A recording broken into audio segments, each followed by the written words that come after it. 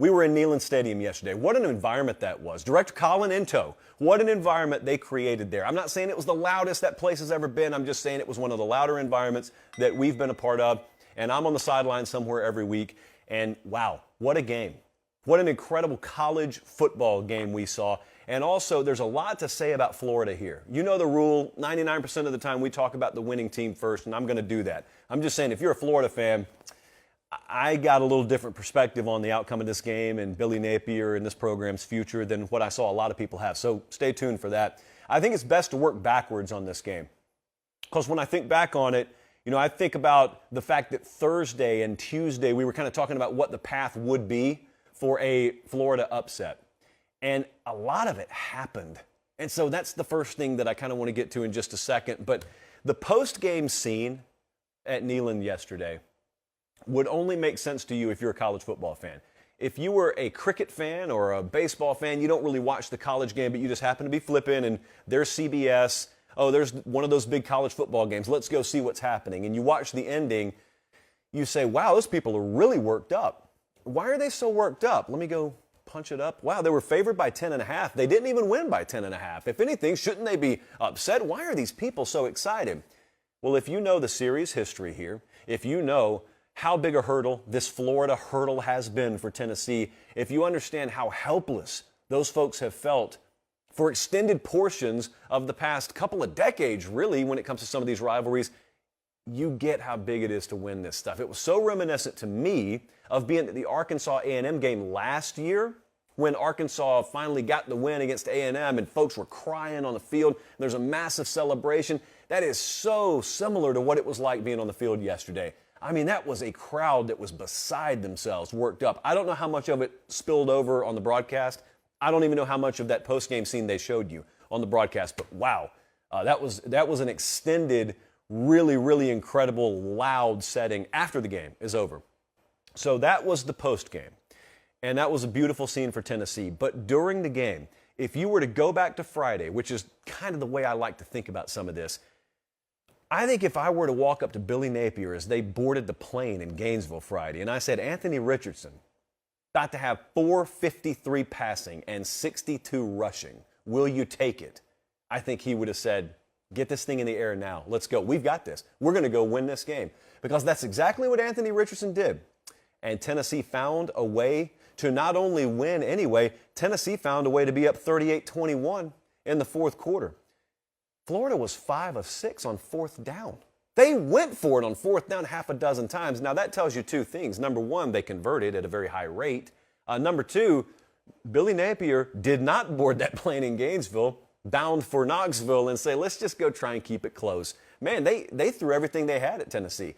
I thought they brought their fastball. I thought they played a very good game. This is a credit to Tennessee. Tennessee took the best haymaker I think Florida was capable of delivering, and they still found a way not only to win the game, but to be in control of the game without their top wide receiver in the second half. Here's why Tennessee's different this year. If you haven't watched this team closely, you may just think, well, okay, they're good offensively again. Big deal. They were good offensively last year. It wasn't just numbers. If you watched Tennessee last year, you remember how many times they started fast and then stalled. Well, yesterday was the antithesis of that. In fact, Florida was up 14-10 near the half. Tennessee scored 38 points in this game. 35 of them came after the first quarter. That's one thing that's different about Tennessee.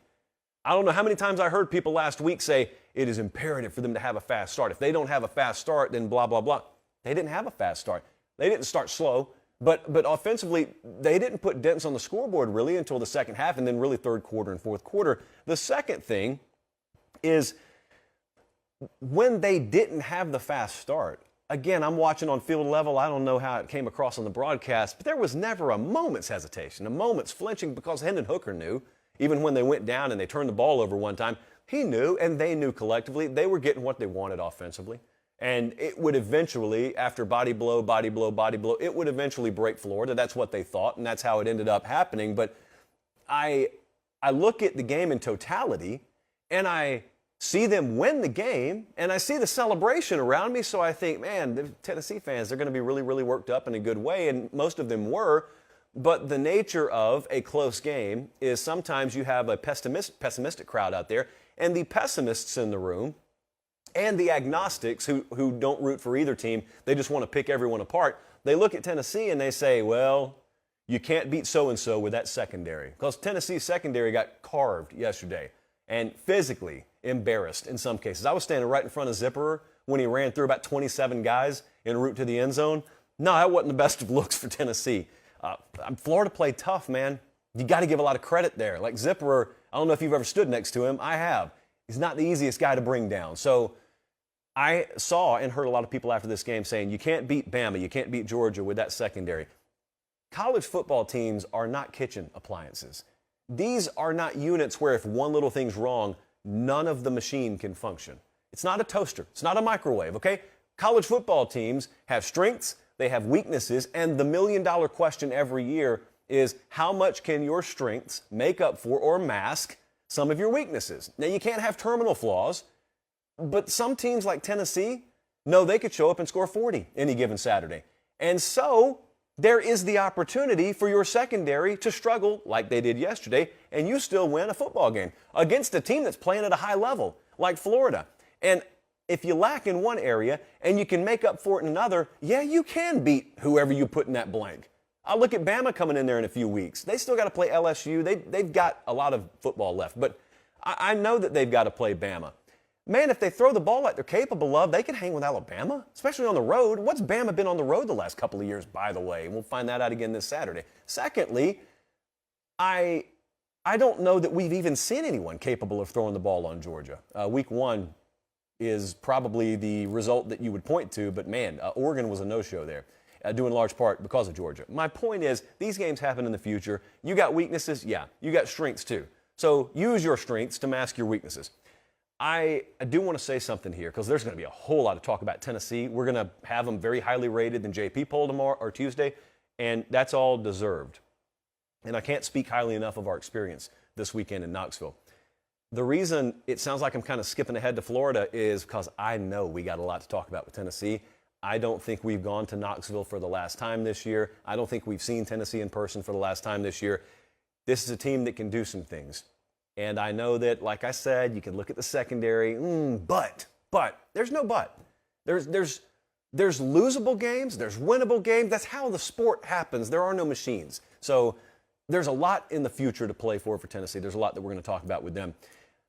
I thought with Florida, and I'm serious about this, I thought for Florida, this was an excellent result that was masked by a poor outcome. They lost the game. Wins and losses at the end of the day are what matter. I get it. I listened to Napier post-game. He said the exact same thing.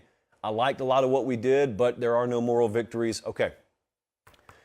Florida has looked bad the past couple of weeks. And it stood to reason if they brought the same kind of performance into Neyland Stadium they had against Kentucky or they had against USF, they were going to get drummed. You know, there was a very real worst-case scenario where this game was 38-13 in the fourth quarter instead of 38-33. And I think everyone was aware of that. I think Billy Napier was aware of that. And I did something I rarely do yesterday. About 95% of the time I go to the winning team's post-game press conference. I went to Napier's press conference yesterday. So I wanted to hear what his take was on that. I wanted to hear him talk about his personal foul, too. And so he addressed both of those things. But you could tell if you read through the lines, he knew they came up there and he got a lot of what he needed. What he needed to see was them fight on the road. What he needed to see was them compete. Because even though you always say those things about your team, you got to see it in action to really find out what they're made of. And there was a lot of validating, I thought, that happened yesterday for Florida's program. In a loss, that's why I'm saying program, not team. This team lost a game yesterday. This program saw a lot of what Billy Napier and his staff hoped was there, and they hope that they can start to foster. I mean, Ventrell Miller played, all things considered, one of the best games in the country yesterday. Why? Because people didn't even think he was going to play up until a few days before kickoff. Anthony Richardson didn't know where the ball was going 2 weeks ago when it left his hand. The guy played out of his mind yesterday. The entire team competed. They were very physical. They're a flawed team. There is a very, very obvious ceiling on this particular group of guys because of that. But that is what it is. It's year one. It's not year 5. It's not even your guys. Having said all that, man, I thought there was a lot that you saw from that team that they should be proud of. Now, I also want you to keep this in mind. A lot of people take for granted the things I just said. Well, sure they competed. What else are they going to do? quit, that's what else you could do. Because it happened last year with that team. Florida fans know that. I wouldn't be so quick to forget that, because that stuff is hard to change.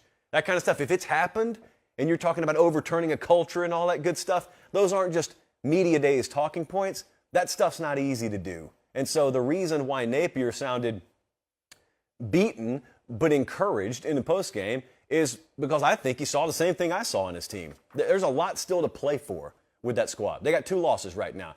I think they're going to improve throughout the year. They are vulnerable to injury because they have depth issues, but if they can stay somewhat reasonably healthy, I still think they got a lot to play for. So, I mean, I left yesterday thinking there were plenty of good things to be said about both teams, but it was an incredible game to witness. Very, very high level of play there. Guys, thanks for watching Late Kick. Make sure and leave a comment. I love interacting with you. But most of all, please like the video and subscribe to the channel. That's how we keep all of this free.